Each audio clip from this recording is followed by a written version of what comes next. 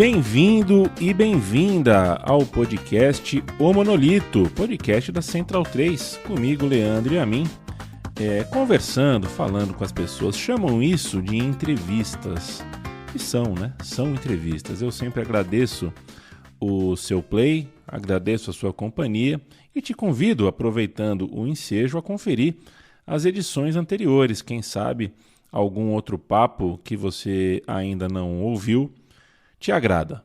Hoje eu falei com o Diogo Silva, atleta do Taekwondo brasileiro, mas não só com ele. Vejam que doçura que foi esse papo. O Diogo Silva, que é atleta olímpico brasileiro, tem 2 semifinais olímpicas no currículo, além de um ouro no PAN e tantas outras conquistas, ele se tornou pai recentemente. E a nossa conversa aconteceu enquanto ele, Diogo, cuidava da criança. Eu até pedi para gravar outra hora, mas o Diogo mostrou aquela disciplina de atleta e fez questão de cumprir a hora marcada.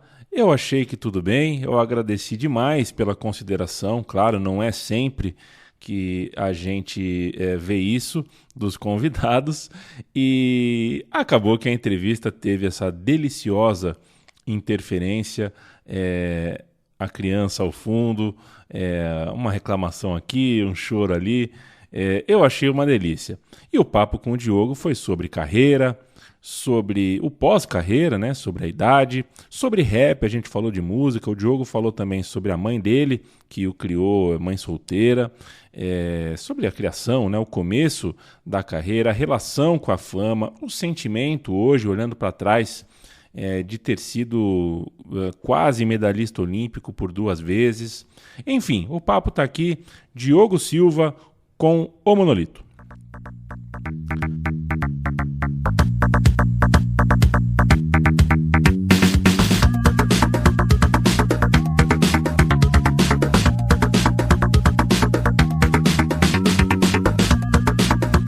O Diogo Silva é um atleta que viu como funciona o ofício dele, né, o ofício de atleta, por 3 ângulos diferentes.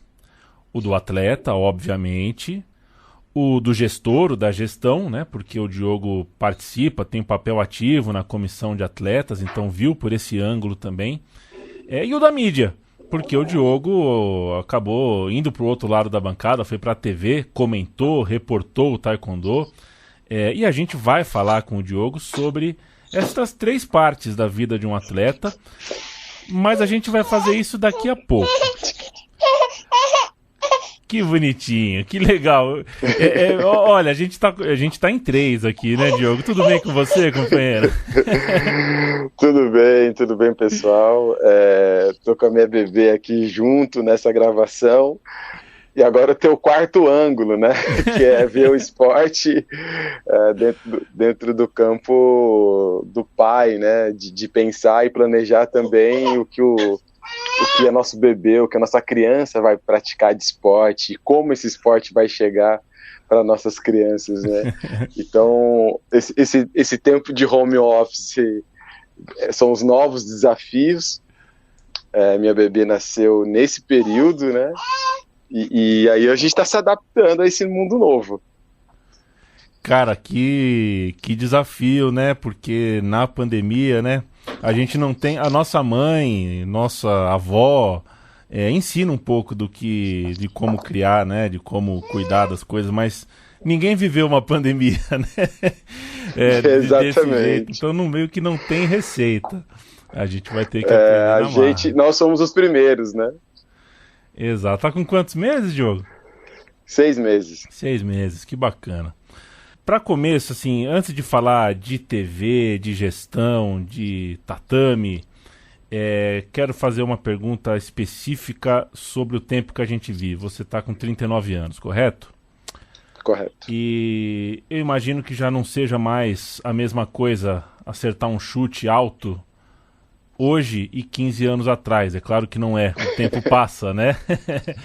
E, caramba, você além de taekwondo praticou muitos outros esportes, você gosta de esportes radicais, você tem, né, você historicamente é um cara bem ativo, não só não só no sentido profissional, né? Sempre gostou de mexer o corpo, de praticar esportes.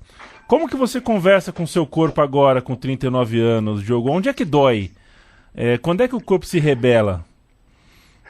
Eu fiz um planejamento, né, de quando eu encerrasse carreira, eu ia fazer minha transição de carreira de uma forma saudável. Então, eu disputei os Jogos Olímpicos de Londres, de 2012, eu estava com 30 anos, e depois, quando foi dos 30 para os 34, o meu corpo começou a dar um sinal de desgaste. Eu comecei a sentir muitas dores, e ficar incomodado com essas dores, e tive a percepção que se eu mantivesse o ritmo olímpico, eu poderia ter lesões graves que eu não teria uma boa qualidade de vida na minha transição de carreira. E aí eu acabei abrindo mão de potencializar uma ida aos Jogos Olímpicos de 2016, exatamente pela saúde. Eu sou uma pessoa muito ativa. A pandemia me deixou menos ativo. Eu lembro que no início da pandemia eu andava muito de bicicleta, aí depois que ela estourou e chegou aos números alarmantes, eu parei, assim. Então eu tô sem atividade, mas assim, de 39 anos, é a primeira vez que eu fico 6 meses em casa, ou 6 meses sem atividade física. É o maior período que eu tenho, assim, de não atividade física da minha vida.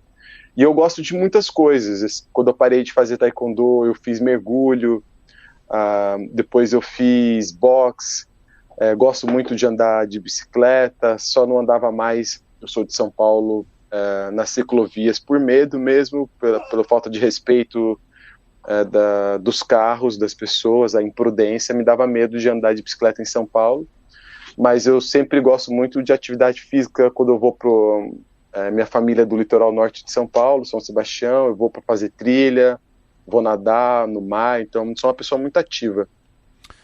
Antes da gente dar um pulinho em Atenas, em Londres, eu quero dar um pulo, e até porque a gente está falando em pandemia, né? Eu imagino que em pandemia mais tempo em casa, mais tempo perto do computador, eventualmente mais perto da vitrola. Vamos falar um pouco de rap, Diogo, porque, veja, a gente é quase da mesma idade. Eu cresci achando que o judô era o maior barato. Cheguei a ser um pequeno judoca até que abandonei aos 11 anos. A gente viveu uma fase gloriosa do rap no Brasil, né? Foi uma coisa muito impactante. Conseguiram voz, conseguiram penetração. A gente tinha desde a MTV fazendo o que fazia, as rádios comerciais tiveram que dar espaço, até TV aberta, né? E você mexeu nisso também, né? Você mexeu nisso também, produziu, fez rap, curtiu música mesmo. O atleta luta por medalha, né? Agora o músico não é uma competição, é uma arte, é uma outra coisa, né? Fala um pouquinho dessa sua relação com o rap. O rap, ele tá na minha vida, assim como o esporte. Só que eu precisava escolher entre um e o outro, eu escolhi o esporte. Eu fui criado na periferia do estado de São Paulo, e na década de 90, como você falou, se escutava muito rap na periferia. E o rap hoje foi substituído pelo funk. Mas antigamente isso era uma tradição nas periferias do estado de São Paulo. E as festas de casa também eram festas regadas à música, e música muito boa, né? A gente escutava James Brown, a gente escutava Al Green, escutava Marvin Gaye, Joe Coltrane. Me introduziram essas músicas na minha infância e na minha adolescência, Jorge Ben. Então, a periferia tinha uma qualidade musical muito boa, né? Tudo isso eu aprendi no bairro, né? Então os meus amigos eram DJ, me apresentaram Tim Maia, me apresentaram Ed Mota. Então isso fez que eu tivesse um gosto musical muito grande, e por ter amigos DJs, eles me apresentaram o sample, da onde os rappers reproduziam suas músicas. E aí eu ficava mais apaixonado ainda, porque a gente tentava adivinhar de qual sample que era determinada música. E hoje, antes de entrar aqui para bater esse papo com você, eu descobri um novo que é do Cassiano, que faleceu essa semana, semana passada, né? Sim. Que uma música dele de 1971 que o Racionais faz a abertura do seu disco de 2002. Então, assim, eu sempre adorei de descobrir esses samples, né? Eu gosto muito também da cultura jamaicana, então um artista que eu gosto muito chama Damian Marley, que é um dos filhos do Bob Marley. Tem uma música dele que é o John Rock, que ele ganhou o Grammy, uma das músicas mais famosas dele, e que o sample é da Orquestra da Etiópia. E aí eu vou escutar a Orquestra da Etiópia, então quando eu descubro os samples assim, eu faço essas pesquisas. E aí isso fez a minha cultura musical ficar mais rica, né? Então eu produzo música, hoje eu tenho um grupo de rap chamado Senzala High Tech, onde a gente faz rap e traz elementos da música afro-brasileira, em ritmos percussivos e das histórias brasileiras, onde a gente traz as nossas composições e transporta para as pessoas. Isso não é pra mim. Isso não é pra mim. E os mano quer mais. E os mano quer mais. Isso não é pra mim. Isso não é pra mim. Tá com medo porque tenho. A gente acabou de ouvir um pouquinho de Senzala High Tech. E com ela de fundo aqui a gente vai falar um pouquinho de Olimpíada, Diogo. O Diogo ficou muito perto de uma medalha olímpica em 2004 em Atenas e em 2012 em Londres. Muito perto mesmo, chegou em semifinal, né? 2004, coisa pessoal, né? Memória que eu tenho pessoal, me marcou mais a luva, né? Eu lembro da imagem da luva, da referência aos Panteras Negras. Tatame mesmo eu lembro de 2012, até porque assisti com mais vigor, né, num horário que eu conseguia trabalhar, enfim, eu assisti mais 2012 do que 2004, e é um dos grandes momentos para mim do Brasil olímpico nesse século. Na prorrogação daquela semifinal a vitória não veio, né, Diogo, mas o empate que você consegue nos segundos finais é tipo um gol no último minuto, é um dos grandes momentos olímpicos aí dos últimos anos no Brasil. Mas, Diogo, no Brasil a gente perde muito tempo discutindo futebol, se o técnico do Corinthians cai, não cai, se o lateral do Flamengo é esse ou aquele, e aí às vezes não dá tempo da gente explicar isso que eu estou explicando aqui, né? O que significa o cara tá 2 vezes numa semifinal, um detalhe de prorrogação, um chute nos segundos finais, uma decisão do juiz vendo tape, como foi contra o americano na disputa do bronze. Mas deixando tudo isso de lado, assim, foram 2 medalhas que chegaram muito perto. Elas são iguais para você? Ou elas têm algum tipo de sentimento diferente? Quando você pensa nelas, uma é diferente da outra? Sim, elas são bem diferentes. A primeira, que foi os Jogos Olímpicos de Atenas, 2004, eu tinha 22 anos, era a minha primeira Olimpíada e era a realização de um sonho. Eu ganho o pré-olímpico continental no México, sendo o primeiro brasileiro a conquistar essa vitória e classificar para os Jogos Olímpicos. Então, até o momento, nenhum homem no Taekwondo tinha classificado para os Jogos Olímpicos. Então, quando você é o pioneiro, você é a pessoa que abre as portas, e é um desafio imenso, porque ninguém fez isso antes. Então há uma esperança muito grande para saber quem vai conseguir, mas também há uma síndrome do vira-lata, né? Como você se rebaixa, né? Então a gente via que muitos atletas brasileiros se rebaixavam porque achavam que não era possível alcançar um índice olímpico. E eu, com 21 anos, alcancei o índice olímpico, e quando eu vou para Atenas, é minha primeira Olimpíada, e quando eu faço o protesto em Atenas, é um peso a mais, né? Eu mostro ali para o mundo que, além de estar disputando uma medalha olímpica, também tinha uma consciência política muito grande, e que tinha uma pessoa que estava observando o Brasil com uma outra ótica. E o Londres 2012, eu já fui num papel diferente. Eu fui como cabeça de chave, eu entrei como um dos melhores, eu entrei de fato para medalhar. E eu cheguei na semifinal com o atleta do Irã, que era o grande cara, o cara aí que tinha ganhado quase todos os títulos mundiais. E a gente empata, vai para prorrogação, empata, e chegou o momento que o árbitro precisava decidir quem ia para a final, né? E decidiu o Irã. Então, eu saí dos Jogos Olímpicos com esse sentimento de conquistei tudo, né? A medalha olímpica era a cereja do bolo, mas que isso é os Jogos Olímpicos, é o lugar dos grandes, onde acontecem coisas fantásticas, e eu faço parte dessa história. A gente falou de 2004, a gente falou de 2012. Entre uma e outra, a gente tem os Jogos de Pequim e 2008, né? Aí cadê 2008? Vai perguntar o amigo e a amiga que está nos ouvindo. E aí eu devolvo a pergunta para você, Diogo, e pergunto tranquilo porque conheço a persona, conheço o personagem atlético que você é, conheço a sua autocrítica também. Então eu te pergunto, a fama, essa coisa que essa coisa pós 2004, a fama te tirou dos Jogos de 2008? Sim, a fama me tirou dos Jogos de 2008. Eu ganhei os Jogos Pan-Americanos de 2007 do Brasil, era o maior evento esportivo que o Brasil estava realizando naquela época.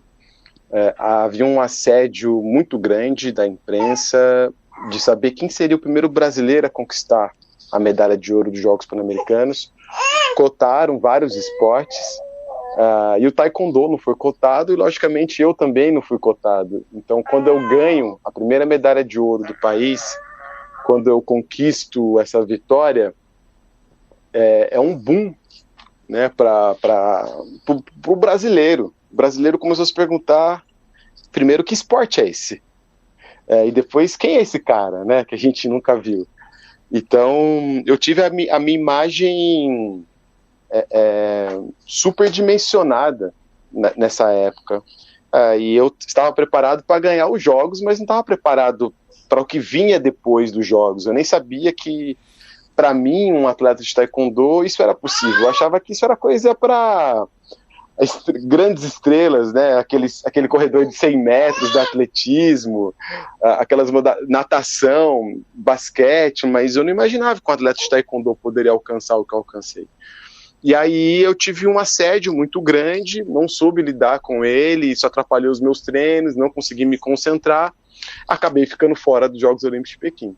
Antes dos Jogos de 2012, Diogo, passou 2008, você chegou até a comentar, né, participou de evento televisivo, então você acabou vendo como é que é a máquina também de dentro, né, a máquina do meu lado aqui, né, de quem faz a comunicação, de quem narra, de quem conta, de quem comenta. Você treinou para 2012 de maneira apartada, né, separada.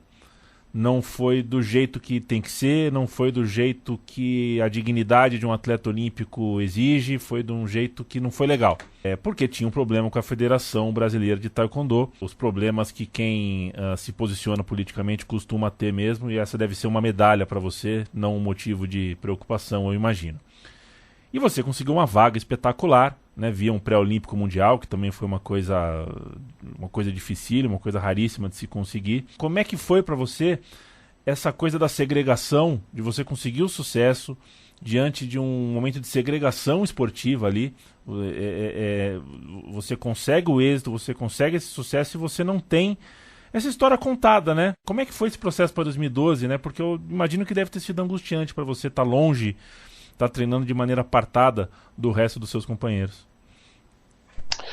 Foi, os Jogos de Londres foi um grande desafio, por conta que depois que eu não classifiquei para os Jogos Olímpicos de 2008 em Pequim, primeiro, eu fui o primeiro brasileiro masculino a ir a uns Jogos Olímpicos. Então, o Brasil entrou oficialmente nos Jogos Olímpicos no ano 2000 em Sydney.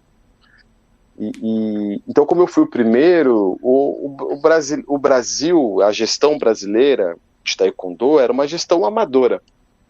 Não era profissional, não era organizada, não tinha planejamento. Então a gente era jovens talentos mesmos que alcançavam esse sucesso. Então ninguém imaginava que eu ia conseguir ir para os Jogos Olímpicos pela segunda vez, pulando ainda uma edição. Então significaria que se eu fosse para Pequim, eu teria 3 Jogos Olímpicos consecutivos. Isso são 12 anos de alta performance. Então o brasileiro, a gestão brasileira, a administração brasileira, praticamente tinha me descartado da possibilidade de Londres. E eu, quando comecei a ver esse descarte, eu fiz um planejamento de risco. O que é um planejamento de risco? Eu tinha que conquistar títulos que nenhum brasileiro ainda tinha conseguido. Então eu falei, quais são os títulos mais difíceis que se tem no Taekwondo e que nenhum brasileiro ainda conseguiu? Então era o Universiade, que é os Jogos Mundiais Universitário, os Jogos Mundiais Militares, o Pré-Olímpico Mundial e a vaga olímpica. O melhor brasileiro que tinha alcançado esse resultado era eu, que eu tinha ficado em 6º no universitário, não era militar e tinha ficado em 6º também no Pré-Olímpico Mundial. Então foi um desafio comigo mesmo. E eu falei, então eu vou para esse planejamento de risco, e também decidi não ter técnico, porque havia uma disputa política muito grande no Brasil e ela me atrapalhava. Eu tinha solicitado um treinador estrangeiro, não possibilitaram isso para mim, então eu decidi não ter técnico. Então eu formei um grupo de 4 atletas. Eu falei, olha, eu sei exatamente o que precisa ir para os Jogos Olímpicos, porque quem fui eu. Então eu sei como é que entra.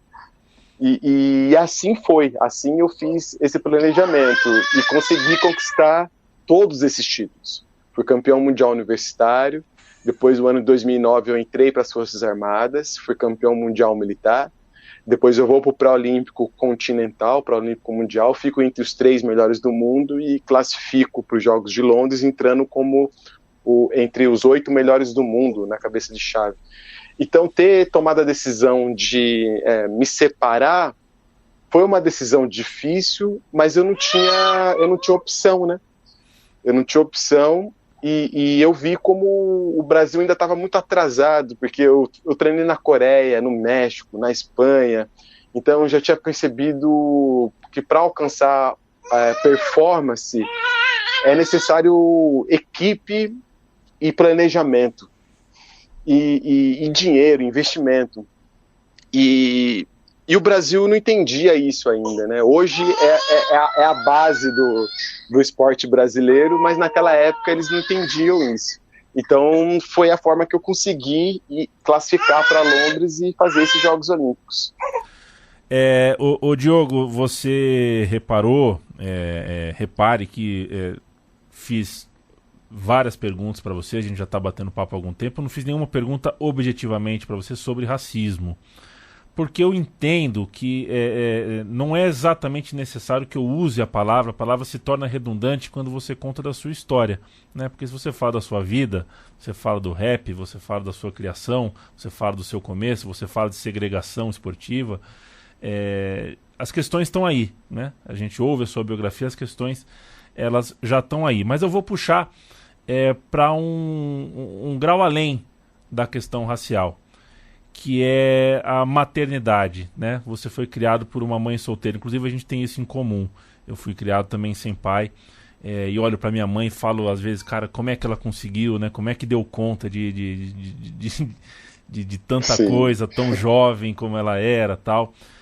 Você foi criado por mãe solteira, eu já vi vendo material, já vi ela falando e acho uma mulher super cativante, super cheia de energia. Eu queria te ouvir um pouco sobre isso, sobre sua mãe, cara, sua criação, porque, cara, que força, né?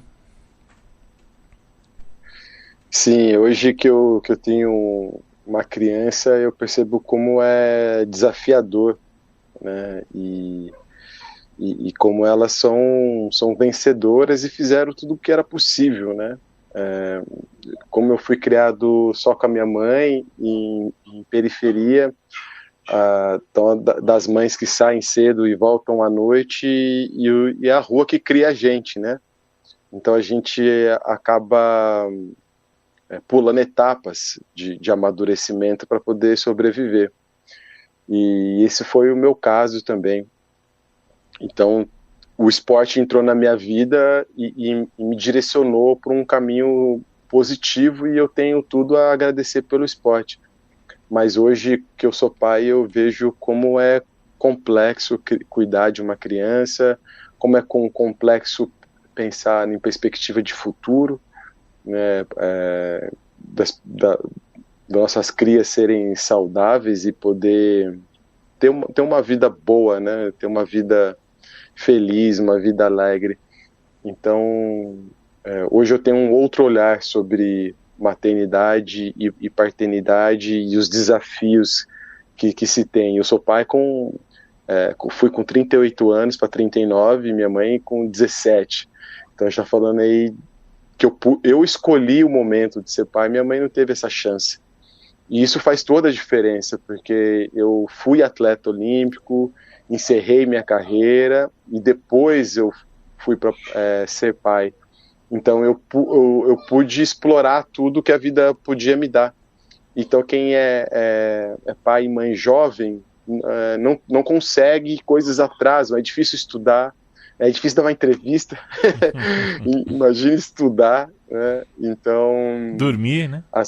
Dormir, a gente está nesse momento agora e acaba se perdendo. Ô Diogo, o taekwondo aqui no Brasil, o esporte que você tão bem praticou e tão bem representou, ficou um tanto mais popular, eu não sei dizer em qual medida, mas ficou um tanto mais popular com o fenômeno chamado Anderson Silva, né, que é um filho do taekwondo. Ele revolucionou o MMA, mas a raiz dele, né, o começo dele como atleta é no taekwondo. Eu não vou tentar quantificar o quanto desse interesse as pessoas tiveram a mais, a menos no taekwondo, entender as regras, entender como é que funciona os movimentos do taekwondo após o Anderson, mas eu confesso que eu tenho curiosidade. O esporte e as artes marciais, elas têm são artes, né? Elas têm um movimento, uma dança, um gestual ali que é muito próprio. O MMA meio que mistura tudo, é um pouquinho... Eu acho que tem uma estética que divide opiniões. Eu queria te ouvir, né? Como é que você vê o taekwondo dentro do MMA, o MMA como um todo? Se é uma coisa que você senta para assistir, se você se sente bem? Sim, no início, quando era Vale Tudo, né? Até porque o MMA, hoje a gente está vendo o seu refinamento, né? A gente está vendo o progresso, mas ele nasceu aqui no Brasil, como Vale Tudo, e desse momento eu não gostava. Eu achava muito violento, um esporte sem regras, não tinha divisão de pesos, então eu achava aquilo ali meio briga de rua. Hoje eu vejo ele como esporte, hoje eu vejo os lutadores atletas, e por conta disso eu admiro, eu acompanho, e também eu vejo ele como um grande mercado de trabalho, até porque são artes mistas, artes integradas, e a minha arte está lá. Muitos lutadores treinam taekwondo para se aperfeiçoar em chutes.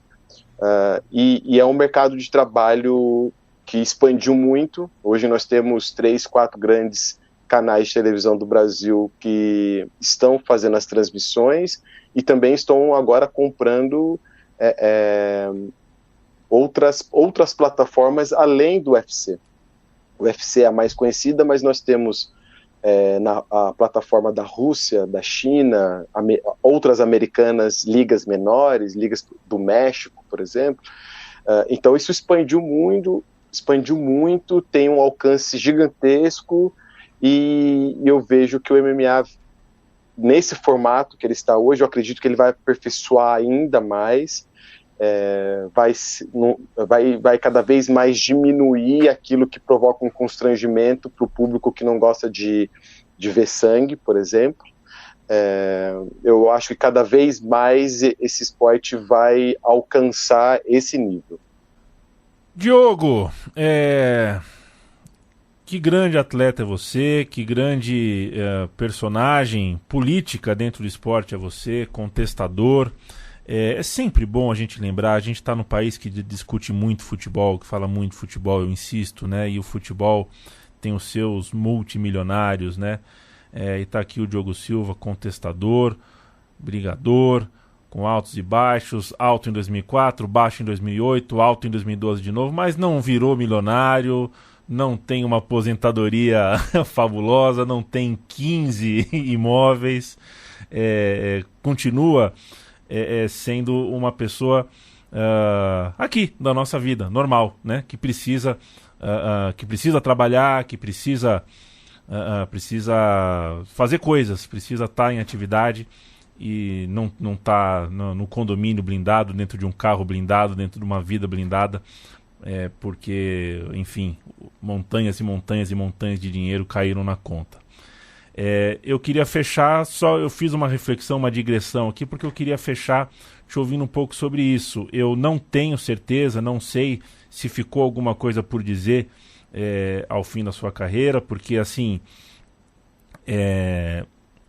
ser contestador tem seu preço. Eu acho que você provavelmente pagaria de novo, porque a gente não quer estar do outro lado, né? A gente não quer estar do lado de Carlos Fernandes, a gente não quer estar do lado da banda podre do esporte que a gente ama. Então queria te ouvir se ficou alguma coisa por dizer, por fazer, se você tem algum tipo de coisa engasgada por causa da sua carreira, se ficou alguma coisa por ser feita, por ser realizada, e se você pensa para o futuro enfim, não sei qual é o professor da sua vida, não, o técnico da sua vida, mas se você gostaria de ser o técnico da vida de alguém, qual é o seu plano para o futuro no Taekwondo? Hoje quando eu fiz minha transição de carreira, quando eu encerrei minha carreira, eu encerrei satisfeito, assim. Quando eu saí, eu falei, não vou competir mais. Ele foi planejado, né? Eu me organizei para poder me despedir da parte competitiva, não do esporte, mas da parte competitiva. É natural que muitos atletas sintam vontade de voltar, aposento e sentem vontade de voltar. Eu tinha total certeza que isso não ia acontecer comigo. Eram 20 anos de carreira esportiva, 2 Jogos Olímpicos, o meu corpo não suportava mais. E eu respeitei o desejo do meu corpo, até para eu ter qualidade de vida. Hoje eu faço parte da política esportiva brasileira, eu sou um membro da Comissão dos Atletas do Comitê Olímpico Brasileiro, faço parte também da Atletas pelo Brasil, que é uma organização sem fins lucrativos que defende políticas públicas. Então a nossa defesa desse momento é um Plano Nacional de Desporto, que chama PND, para que seja regulamentado no Brasil um modelo de se ensinar esporte, para que esse modelo seja padronizado Norte e Nordeste, escolas públicas, e que toda criança, todo jovem tenha acesso a praticar esporte, que isso é um direito, isso é lei. Então eu me desvinculei da possibilidade de ser professor exatamente para poder conseguir algo maior, porque o professor precisa de material para trabalhar, ele precisa de uma política que possibilite que ele trabalhe. E se eu não fizer parte desse grupo que vai articular e conseguir no Congresso Nacional essa política, não adiantaria eu ser professor, porque eu ia presenciar os mesmos desafios e as mesmas barreiras que eu tive na minha infância.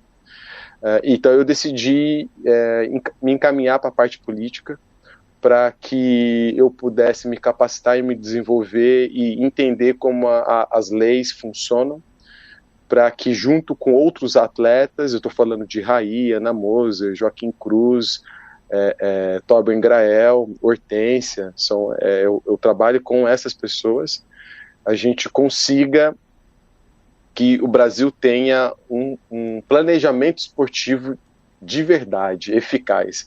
Porque com um planejamento esportivo de verdade, a gente vai entender que o lugar de esporte é na escola, não em clubes. Na escola se pratica esporte gratuitamente, com um professor de educação física bem remunerado e motivado. Então a nossa briga hoje de colocar um plano nacional de desporto no Congresso é exatamente isso.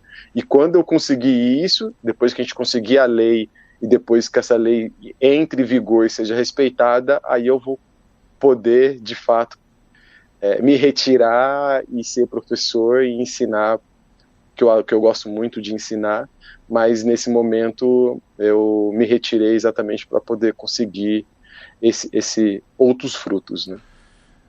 E acho que está num lugar muito, muito bom, muito, muito legal, Diogo. Um lugar de plantio. Quero estar atento para ver a colheita disso. Você está muito bem acompanhado e com ótimos propósitos. Para a gente fechar, Diogo, a favor das Olimpíadas de Tóquio? Você acha que ainda tem que acontecer? Você acha que está confuso? Como é que você pensa? Olha, os Jogos Olímpicos de Tóquio ele vai acontecer, né? Vai ser dia 23 de julho. Há uma complexidade muito grande. Pela primeira vez a gente tem uns Jogos Olímpicos em um momento pandêmico. Ninguém sabia o que fazer, como se organizar. Foi adiado, mas não dava para adiar por uma segunda vez. E aí você tem um país que se estruturou e investiu muito, porque os Jogos Olímpicos é muito caro e precisa executar, mas você tem a saúde de todos esses atletas e é um caso extremamente complexo. Hoje, faltando 2 meses, sim, os Jogos Olímpicos têm que acontecer. Agora, se fosse lá no ano de 2020, quando começou a pandemia, ele não deveria acontecer. E aí não deveria acontecer nenhum esporte, não deveria acontecer nenhuma partida de futebol, nenhum jogo de NBA, porque nenhuma luta de MMA, porque esses foram os primeiros esportes a retornar. Basquete, luta e futebol. E aí o resto do mercado esportivo falou, bom, se eles estão, eu também quero estar. E esse foi o erro. Na verdade, foram as grandes empresas corporativas com fins financeiros que não respeitaram a saúde mundial. Então, se isso fosse respeitado, todos os esportes deveriam estar até agora sem nenhuma atividade. Como o mercado capitalista não permite, então que se deixe os atletas saudáveis, que se deixe os atletas vacinados para que eles possam exercer o seu trabalho, porque o atleta é uma das pouquíssimas carreiras que não pode trabalhar de máscara e não tem como estar separado. Então, já que esse mercado de trabalho não vai fechar, então que todos estejam vacinados. O Monolito falou com Diogo Silva, prazerzaço pessoal e profissional para mim falar com você, Diogo. E olha só, eu fiz a liçãozinha de casa para conversar com você e descobri que você, olha que vergonha eu vou falar, hein? Você é muito fã de Jackie Chan. Eu nunca assisti um Jackie Chan. Eu quero que você me indique para um cara que nunca viu um filme do Jackie Chan. Precisa começar, precisa gostar. Começa por onde, Diogo? Nossa, Jackie Chan. Olha, eu acho legal ver os filmes antigos do Jackie Chan. Na época que ele era um circense da arte marcial, né? O Jackie Chan ele foi pupilo do Bruce Lee. Ele era não é sparring, ele era quando você vê uma cena de luta, que você vê aquelas pessoas que aparecem 10 segundos e toma um chute e voa pela janela. Esse era o Jackie Chan, né? Ele começa assim. Então, acho que os filmes dele da década de 80, 90, são os filmes que revelam a arte circense da arte marcial chinesa, né? O Wushu, que é antes do Kung Fu. Eu acho muito bonito, não pela interpretação de um ator, mas pelo movimento plástico que ele tinha capacidade de executar, que ele tinha capacidade de fazer. Então eu acho que esses filmes antigos do Jackie Chan é bem legal. E um divertido assim é a Hora do Rush, né, que é bem divertida, bem pastelão e que dá para dar muita risada. Vou assistir, depois te conto. Diogo, muito, muito obrigado, viu, companheiro? Valeu, eu que agradeço aí pelo convite. Valeu, Diogo Silva, que prazer te ouvir e que prazer ter a sua companhia aqui no Monolito. Muita força, Diogo, para a luta que você segue. Um grande abraço em toda a família. O Monolito se despede hoje, mas volta daqui a pouco com mais uma conversa. A gente sempre lembra que a Central 3 é um estúdio independente e a gente tem o nosso financiamento coletivo funcionando em apoia.se/Central 3. Até mais.